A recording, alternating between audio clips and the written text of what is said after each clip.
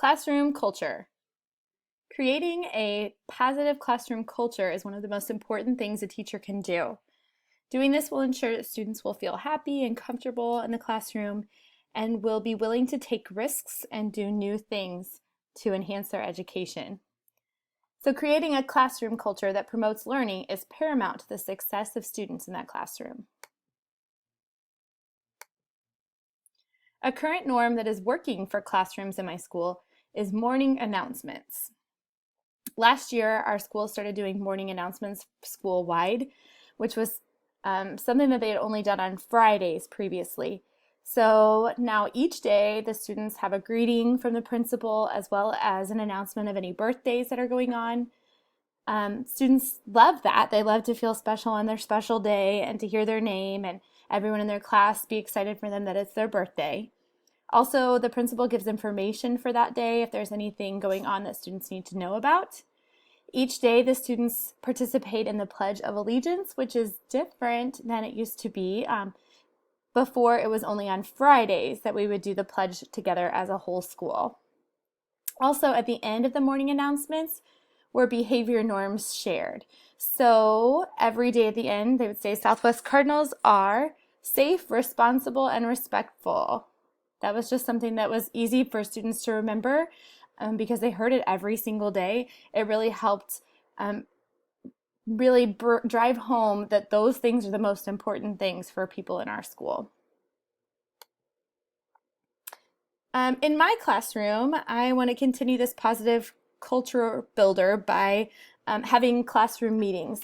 This is an article from Education World that talks about how those morning announcements build school community.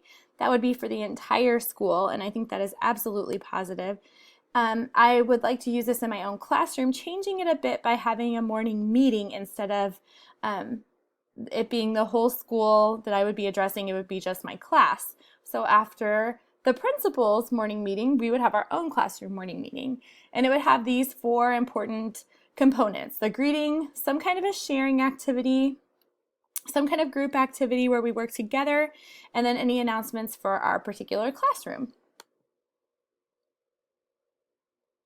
This article from the Responsive Classroom is about morning meetings and older students. When I think of morning meetings now, I think about younger kids getting together and playing some of the more simple games, but this website's article has more information about students who are older, and like it says here, you don't want them to say it's little kid stuff. So making a way to make a positive climate together will be important even if the kids aren't super young. This is a how to create good school video announcements. That was another idea I was thinking about, possibly having those announcements as a school video instead of just an audio announcement. That would be something that could kind of step it up a notch.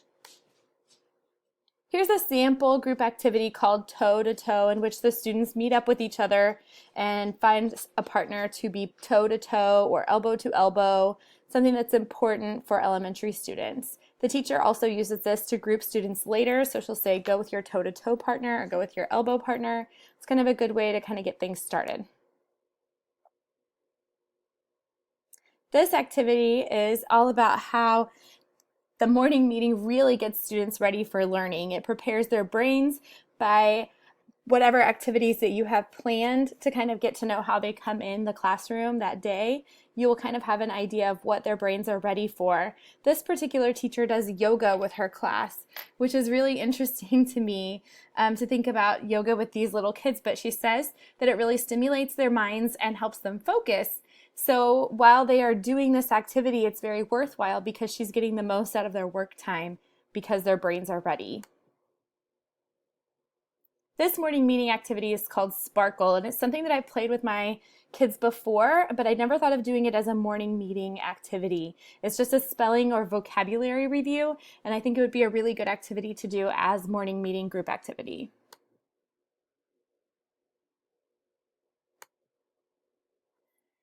So, thinking thinking about that, I was kind of moving more towards student-led morning meetings. It aligns with the Leader in Me objective in the school that I am moving to this year.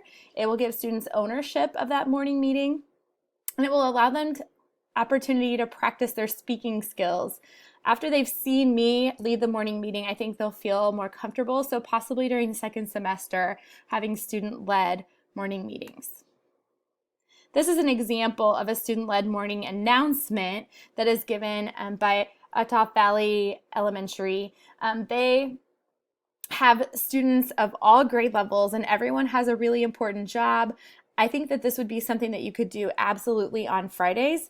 That would give the students a whole week to prepare. They would be ready to give some information, and it could be done digitally. I think that would really engage the students. An unsuccessful classroom norm in my school are the classroom newsletters.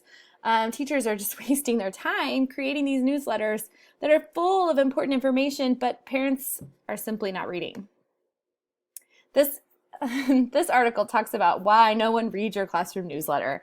It goes on to talk about how it's too wordy, there's too much clip art, parents mean to, but they get too busy. There's lots of important information here, and I totally agree that those are all reasons why it's possible that parents kind of shy away from these, but we need to do something different, because if parents aren't getting the information here, then they're consistently asking you questions that you've already answered. Something I'd like to try would be a video newsletter to continue to promote that positive culture.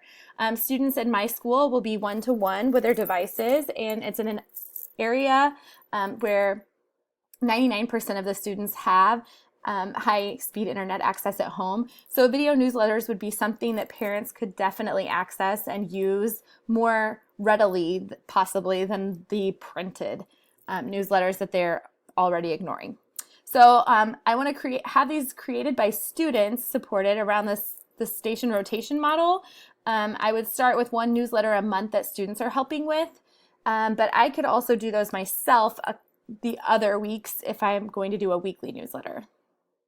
This video is from Miss Hanna's classroom, and this is kind of a looser classroom newsletter where she's going around and asking questions of the students, and they're answering her right there instead of having a pre-planned kind of idea of how it should go. This is kind of a more free flow classroom newsletter video. She goes around and asks students to tell about reading or math, and to give dates that are going to be important, things that they liked, things that they need to work on.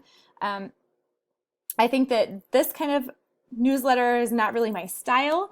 This is more my style, where it's kind of seated and kids have their plan in front of them of what they're going to say, and they're ready to go. I don't really love that they're reading the whole thing, so I think maybe some practice, and if I'm doing it once a month, that would give them plenty of time to get some practice in. This Doink, or Doink, I'm not really sure. It's an application for green screen, and I absolutely want to use this for my video news. I saw a principal from Big Walnut Intermediate School giving his video newsletter this way. This is him right here, and it shows next how he stands in front of this green wall. They don't even actually have a screen, it's just this green wall that they're using. I think seeing the principal or the leader of the class, the teacher, giving those video newsletters would definitely promote that positive climate. Just reading a newsletter would be one thing, but actually hearing it from a person and hearing how they're talking about things in their classroom, I think would really show the culture of that classroom a whole lot better, instead of it just being words on paper. As a summation, I think that building that climate, that cultural climate of positivity and engaged learning is something that is incredibly important, and it's something that I strive to do every year. I hope that when I go to include all of my blended learning things that I want to do in my classroom, I continue to push forward to make everything flow in that same type of cultural climate that I've been working on all these years.